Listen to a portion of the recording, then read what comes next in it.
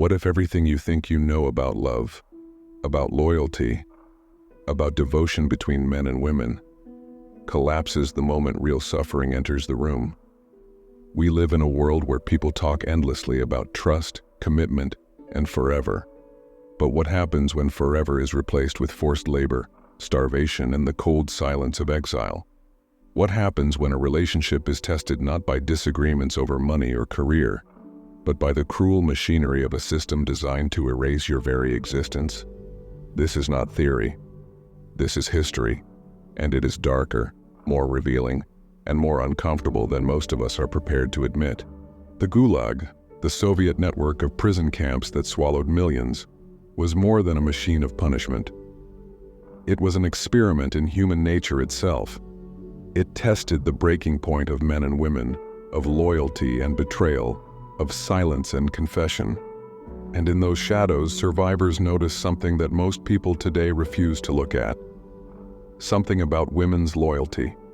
Not the loyalty sung about in love songs or written in novels, but the loyalty that reveals itself only when life has stripped away all illusions, when nothing is left but fear, hunger, and the cold.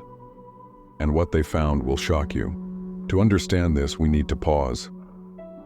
Forget the romanticized ideas of loyalty we carry today. In modern times, loyalty is often reduced to gestures, remembering birthdays, posting pictures together, staying faithful when life is convenient. But loyalty, in its truest sense, can only be revealed when there is something to lose. The Gulag provided that stage. Imagine this. You are a man taken from your home in the dead of night. A knock at the door, heavy boots, a false accusation. Perhaps you said something critical of the state. Perhaps you didn't. It doesn't matter. You're gone. You vanish into a system designed to erase you. For your wife or partner, this is the test. Days turn to weeks, weeks to years. Letters stop coming. Rumors spread. Neighbors whisper. The state brands you an enemy. And she must decide. Will she wait? Will she visit the camps? Will she declare her loyalty to a man who no longer exists in society's eyes? Or will she, slowly, quietly, detach, finding another man, building another life, convincing herself that she owes nothing to a ghost? This is where the survivors noticed something profound, and not always comforting. The Gulag did not merely break bodies. It broke myths. We like to believe that love is unconditional, that loyalty is eternal. But survivors wrote of the shattering discovery that loyalty, especially women's loyalty to men, was not as steadfast as men wanted to believe. Many men returned home after years in the camps only to find that they had been erased from memory. Their wives remarried. Their children were told their father was dead, or worse, a traitor. But here's the twist. There were also women, fewer but unforgettable, who defied everything. Women who risked imprisonment themselves to visit, who carried food across frozen lands, who stood in line outside the camps for a glimpse of their husband's face. Women who, against all odds, remained. This duality, the abandonment and the endurance, forced survivors to ask the hardest question of all. What does loyalty really mean?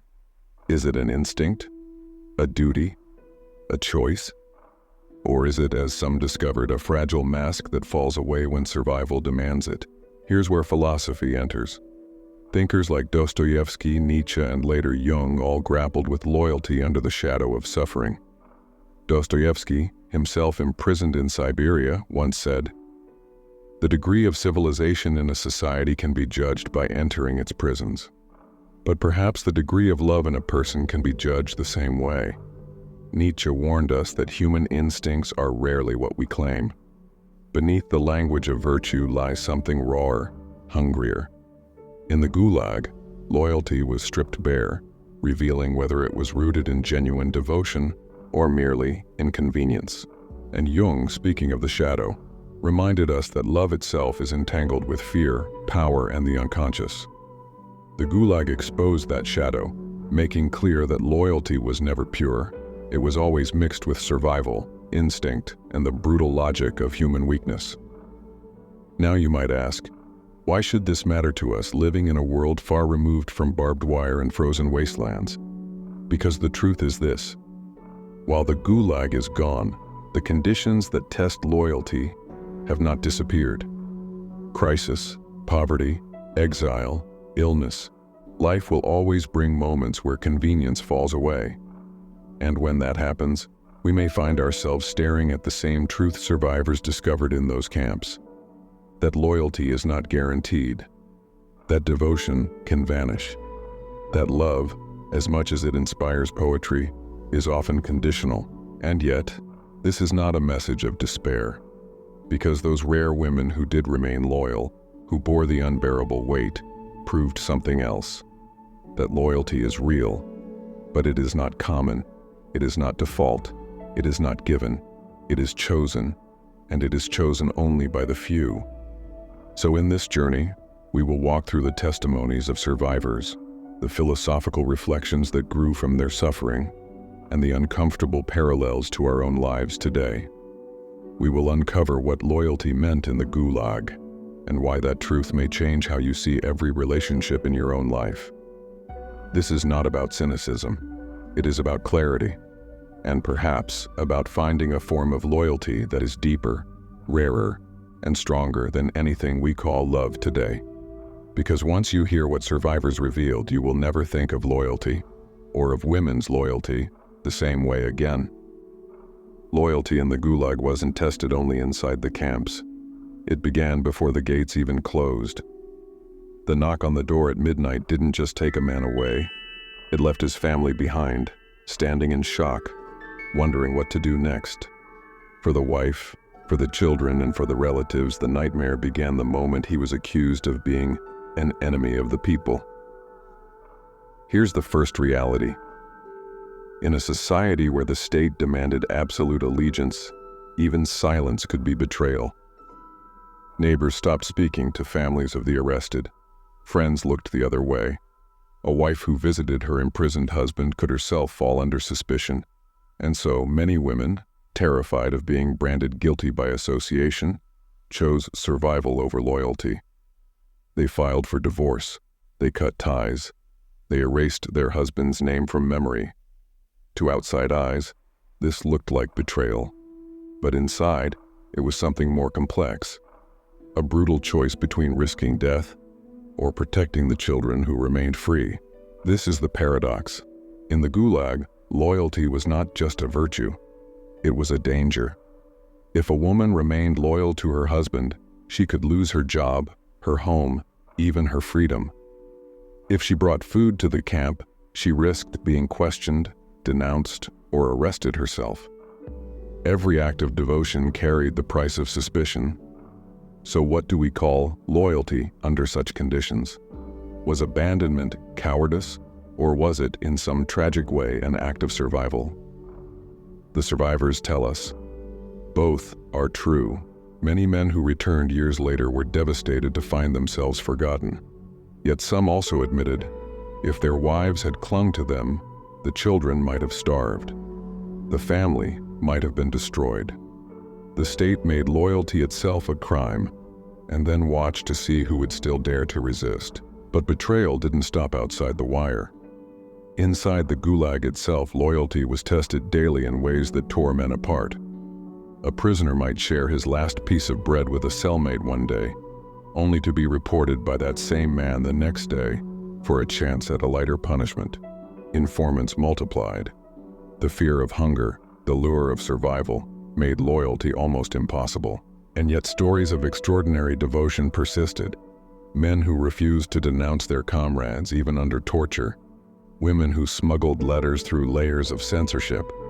Mothers who walked thousands of kilometers with nothing but scraps of bread, just for a brief meeting with their imprisoned son.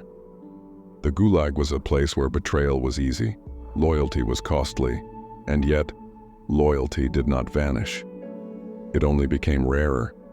What the Gulag revealed is something survivors never forgot. Loyalty is a mirror of character. Betrayal was common, yes, but so was self-preservation. People who spoke boldly about loyalty in comfortable times often failed when the test came. And those who seemed ordinary, quiet wives, simple mothers, forgotten friends, sometimes revealed a strength that no one expected. This is where the survivors' voices become almost unbearable to read. They describe the moment of seeing their wives arrive at the camp gates after months of silence, frail, starving, but still there. And they also describe the devastation of learning, through a smuggled letter, that the woman they had loved had remarried, erased them, and declared them dead in everything but name. And both stories are true. Both are loyalty. Both are betrayal.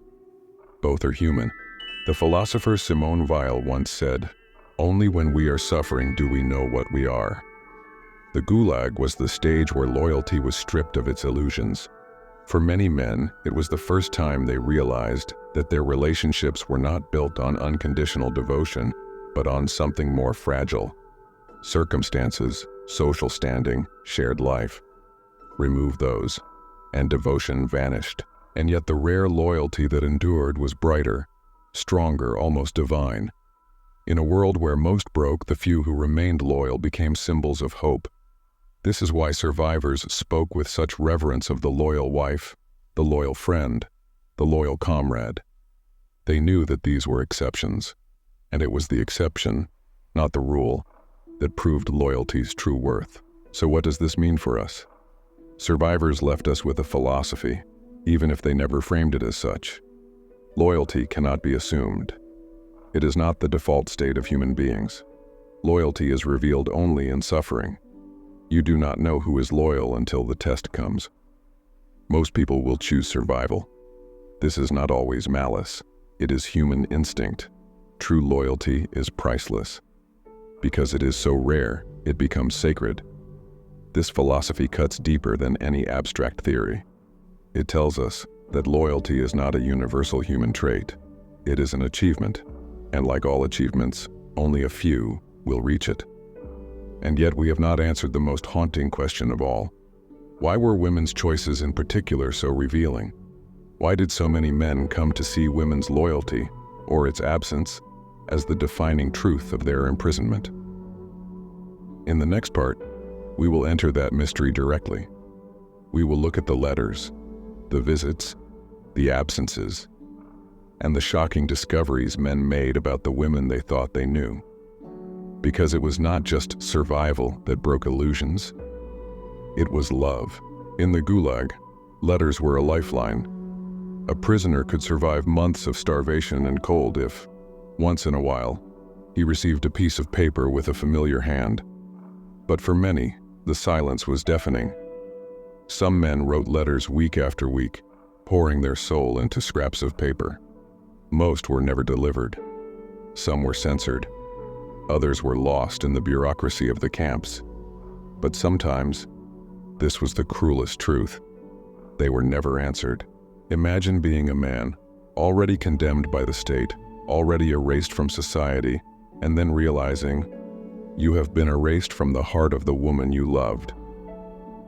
One survivor wrote, "The day I stopped receiving letters from her, I knew I no longer existed. Not only for the world, but for her as well." It was a second sentence, harsher than the first. A letter could be explained away, but a visit, or the absence of one, spoke volumes.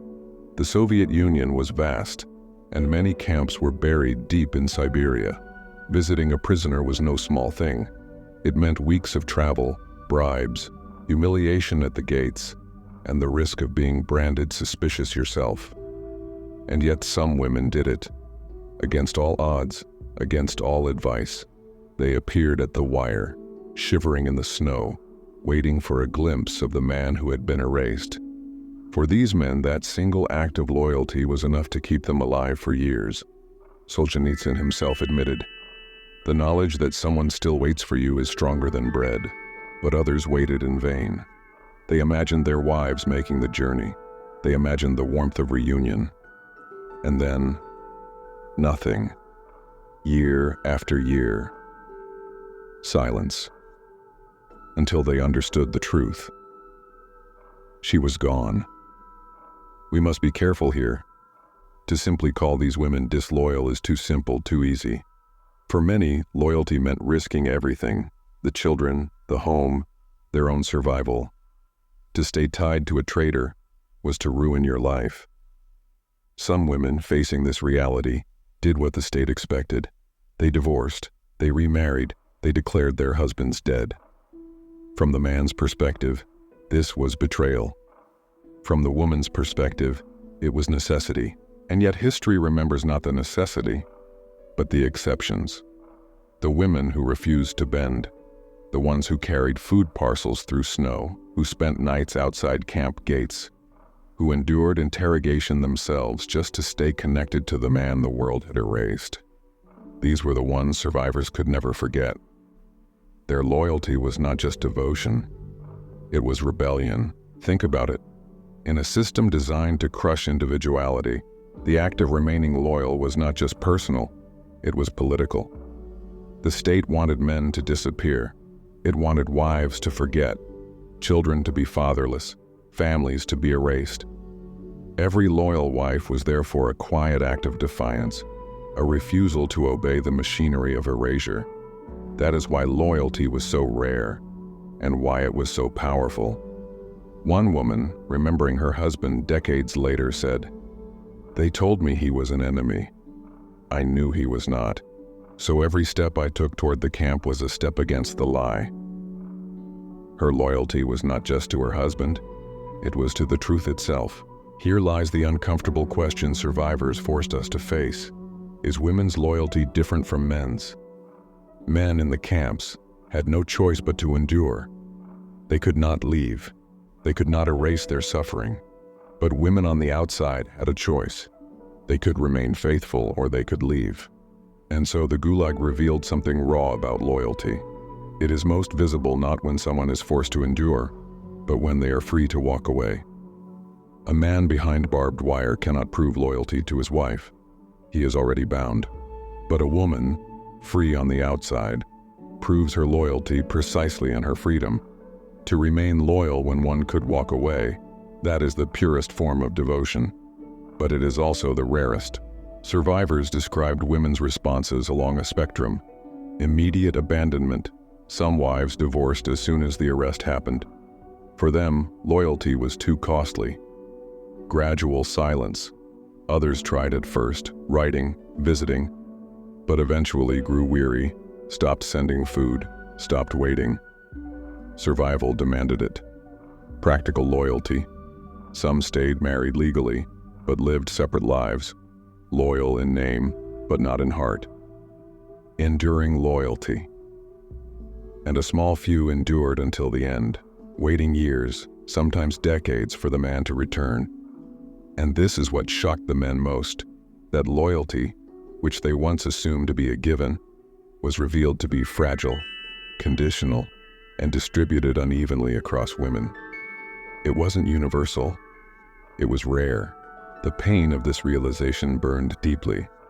Imagine a man who marched off to prison believing his wife would wait, only to return to find her remarried, his children calling another man father.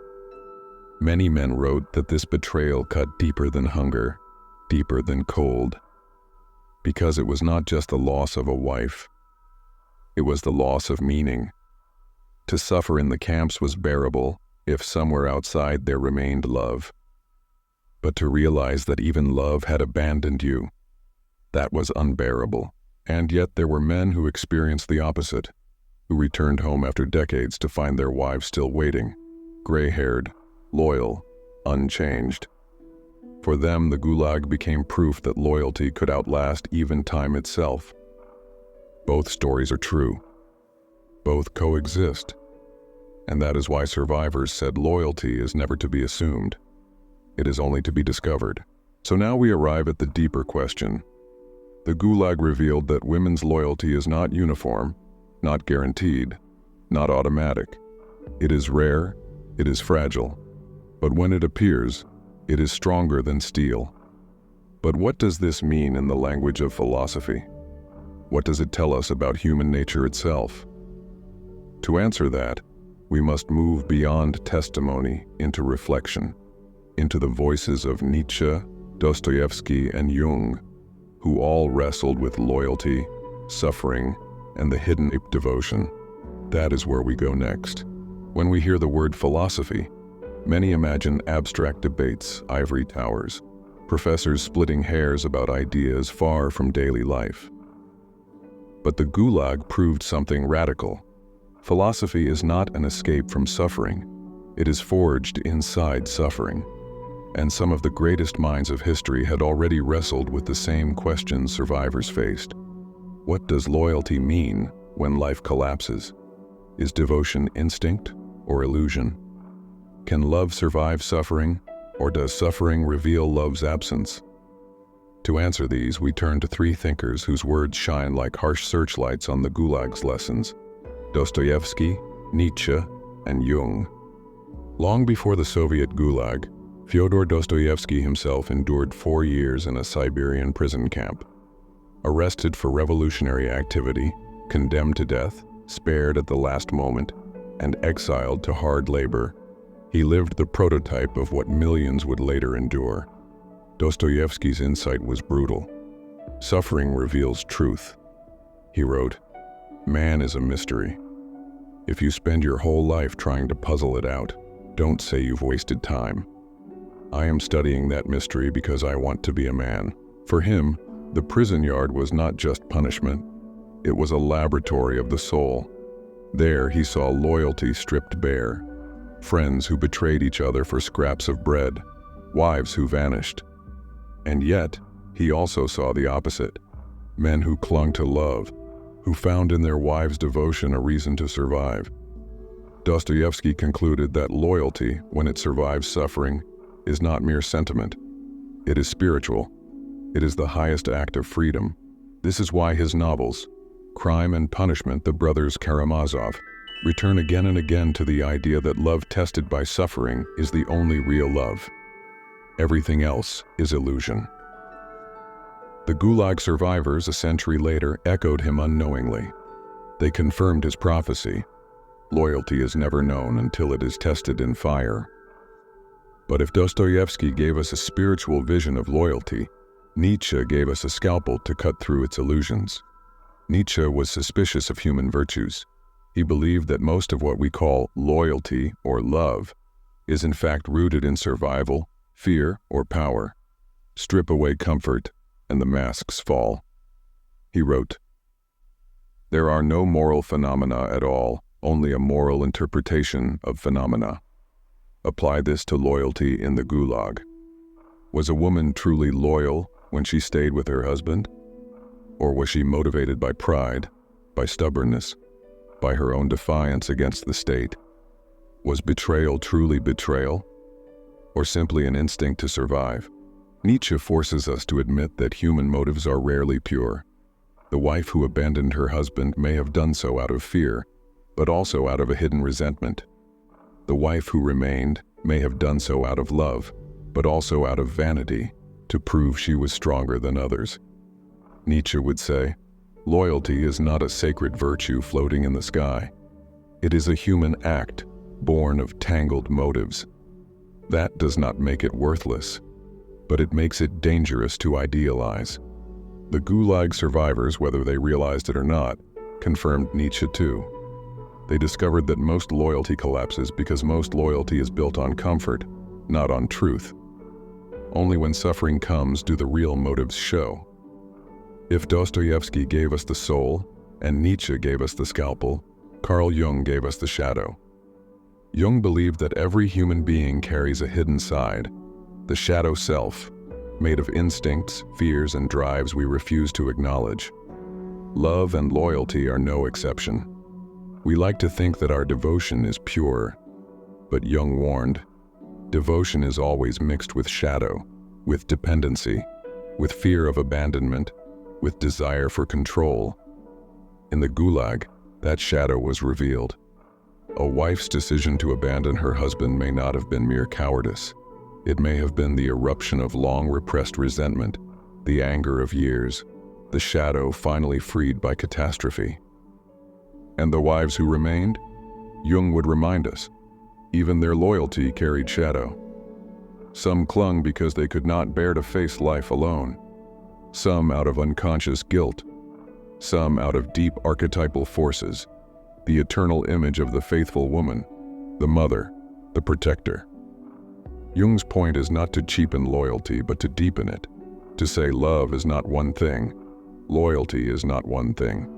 It is light and shadow together, and only those who face both consciously can endure the test. So what do these three philosophers together reveal when placed beside the Gulag? Dostoevsky tells us, suffering reveals real love.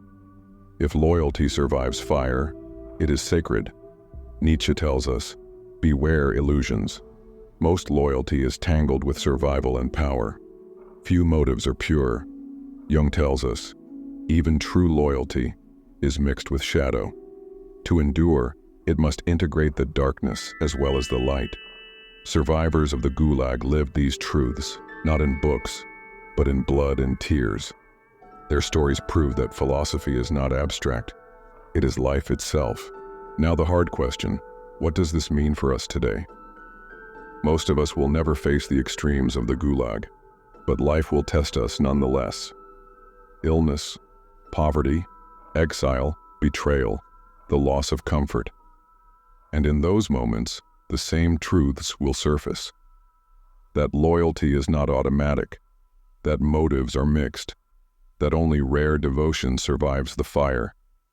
So when we speak of love and loyalty in the modern world, posting declarations online, making promises at weddings, talking of forever, we should remember the shadow of the Gulag. Because in those frozen camps, stripped of illusions, the survivors saw what loyalty really is. Not words, not gestures, but endurance under suffering. But our exploration is not finished. If Part 4 gave us the philosophical depth, Part 5 will bring us back to the present. Because the question is not only what the Gulag revealed about loyalty in the past. The question is, what does it reveal about us today? What happens when we apply these lessons to modern relationships, modern society, modern love? That is where we turn next. At first glance, the Gulag feels like a world apart. Barbed wire, watchtowers, frozen wastelands. Surely none of us will ever endure such things. But the truth is more unsettling. The forces that tested loyalty then are the same forces that test loyalty now. They simply wear different clothes. In the Gulag, the enemy was the state, starvation, and exile. Today, the enemy is more subtle. Financial collapse, chronic illness, the loss of status, the slow erosion of dreams. And just as in the camps, loyalty today is not proven when life is easy. It is proven only when life falls apart.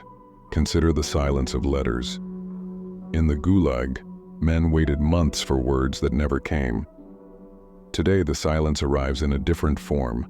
Unanswered texts, ignored calls, vanishing partners who ghost when times get hard. The technology is different. The human reality is the same. Silence reveals truth. When someone stops showing up, when communication dies, we are reminded that loyalty is never guaranteed. Imagine this. A man loses his job, his status, his income. Suddenly, the relationship shifts. What was once love begins to feel like burden. Promises of loyalty dissolve in the face of fear. Or imagine a woman diagnosed with illness, her beauty fading under hospital lights. The man who once swore eternal devotion slowly drifts away, unable to carry the weight. These are not rare stories. They are everywhere, and they are modern echoes of the Gulag's truth. Loyalty is revealed not in comfort, but in collapse. We live in an age of convenience. Relationships can be formed and ended with a swipe. Marriage vows dissolve at the first sign of inconvenience. Loyalty has been replaced by conditional affection. I'll stay with you as long as it feels good. But the Gulag teaches us that this is not loyalty at all. Loyalty is not about staying when it is easy. Loyalty is about staying when it is impossible. And in that sense, modern relationships are being tested every day, not by Siberia, but by something subtler. Boredom, temptation, insecurity, the endless options of the digital world, and many fail the test. Yet just as in the Gulag, there are exceptions. There are still those rare people who remain when others leave. who choose devotion not because it is easy, but because it is right. These people become anchors. Just as the loyal wife kept her husband alive through years of exile, so too can a loyal partner today become the force that carries someone through illness, poverty, or despair. But just like in the Gulag, such loyalty is rare. And that rarity is precisely what makes it sacred. Psychologists today echo what survivors discovered. Most relationships are fragile because they are transactional. People stay together as long as the exchange feels beneficial. Remove the benefit, status, money, pleasure, and the bond breaks. This is why betrayal today still cuts as deep as it did in the camps. Because it is not merely the loss of a partner. It is the loss of meaning. To suffer alone is one thing. To suffer knowing that someone chose to abandon you, that is unbearable. The Gulag simply magnified this truth. It forced men and women to face it without disguise. But the same pattern plays out in modern apartments, hospitals, and courtrooms every day. So what do we take from this? 3 lessons stand out. Do not assume loyalty. In the Gulag, assumption led to heartbreak. Today, it still does. Loyalty is not a promise. It is a test. Test loyalty in suffering, not in comfort. Anyone can love in sunshine. Wait until the storm. That is where truth lives. Cherish the rare loyal ones. Survivors knew that a single loyal wife was worth more than 100 fair-weather friends. In our world too, if you find loyalty, protect it, honor it, never take it for granted. Here's the paradox. Loyalty has meaning only because freedom exists. A man in prison has no choice but to remain attached. But a woman on the outside, free to leave, reveals loyalty precisely in her choice to stay. This is true in modern life as well. The freedom to leave makes staying meaningful. That is why, in an age of endless options, loyalty is rarer than ever. But when it appears, when someone stays not because they must, but because they choose to, that is the highest devotion a human can give. So we must ask ourselves, who in my life is loyal out of comfort? Who is loyal out of convenience? And who would remain when everything collapses? Most of us do not want to ask this question because the answer may frighten us. But the Gulag survivors teach us, it is better to know the truth now than to be shattered by illusion later. Because loyalty is not a word, it is a revelation. And once revealed, it changes everything. And yet our journey is not over. We have looked at the Gulag, we have looked at philosophy, we have looked at ourselves today. But there remains one final step, the conclusion. The question that ties all of this together. If loyalty is so rare, so fragile, so costly, what should we do with this knowledge? Should we despair? Should we become cynical? Or should we discover a new way to honor and live loyalty in our own lives? That is where we go in the final part. We began this journey in the frozen shadows of the Gulag. We walked with prisoners who lost everything, freedom, dignity, even hope. We listened to their confessions about women's loyalty, about betrayal, about the silent truths of the human heart. And now we stand before the final revelation. Loyalty is not what we think it is. It is not a given. It is not guaranteed by marriage, vows, or promises. It is not even guaranteed by love. Loyalty is a choice made in suffering, and only in suffering does it reveal itself. This truth shocked the men of the camps. It shocks us today. And yet, it is the truth we must face, if we want to live honestly. Most people live in illusion. We tell ourselves, and she will never leave. He will always be there for me. My friends, my family, my partner, they are loyal. But the Gulag survivors knew a harder truth. Loyalty cannot be assumed. It must be proven. The men who built their hope on assumption were the ones crushed by despair when silence arrived, when letters stopped, when devotion withered. We too build illusions today. Illusions on social media, on Hollywood romance, on words spoken in moments of comfort. And when the storm comes, those illusions are stripped away. The pain is immense, but the pain of illusion is greater than the pain of truth. Yet within this darkness a light still shines. Because if most abandoned, a few remained. A handful of women wrote letters for decades, trudged across snow to visit husbands in exile, raised children alone without complaint. Their loyalty was not convenient. It was not rewarded. It was not celebrated. It was real. And that rare loyalty was worth more than any riches, more than any comforts. In fact, it was the only thing that gave some men the strength to survive. This is the paradox. Loyalty is rare. But precisely because it is rare, it is priceless. Nietzsche once wrote that love is not the highest virtue. Endurance is. Because love without endurance is only passion. But love with endurance becomes loyalty. Jung would remind us that loyalty is archetypal. It speaks to something eternal in the human psyche. Something that ties us to family, to tribe, to one another in ways words cannot describe. And Dostoevsky would say, loyalty is a test of the soul. To be loyal to someone who is suffering is to affirm not just their life, but life itself. The Gulag survivors lived these truths in blood and silence. We inherit their wisdom if we have the courage to listen. So what do we do with this revelation? Do we despair knowing loyalty is so fragile?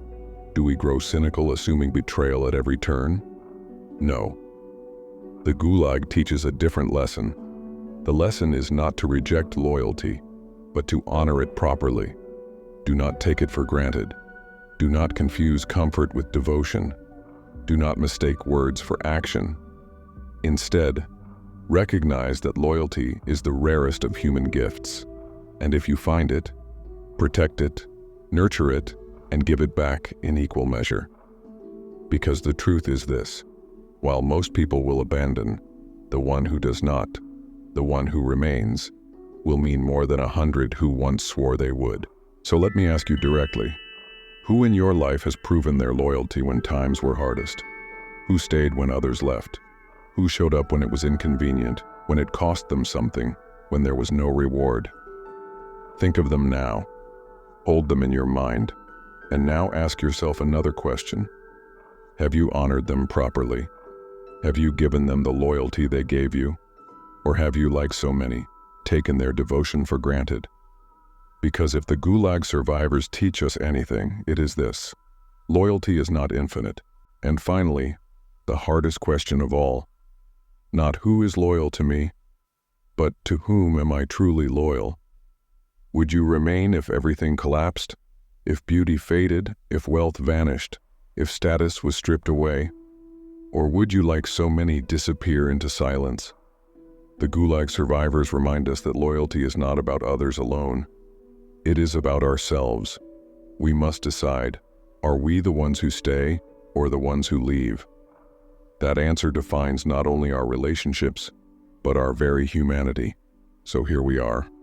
From the frozen camps of Siberia to the questions we face in our own lives, one truth echoes across time. Loyalty is the highest form of love, and yet it is the rarest. If you find it, cherish it. If you give it, mean it. If you lose it, learn from it. Because the Gulag survivors left us a secret we cannot afford to ignore. Most people will not stay. But the few who do are the ones who make life bearable, who give it meaning, who prove that even in the darkest night the human spirit can still be faithful. That is loyalty. That is love. That is truth. So the next time you hear someone promise devotion, ask yourself, is this comfort speaking, or is this loyalty waiting to be tested? And the next time you look at yourself, ask, am I ready to be loyal when it matters most? Because in the end, it is not the Gulag alone that tested loyalty. Life itself is the Gulag, and every one of us is being tested, whether we realize it or not.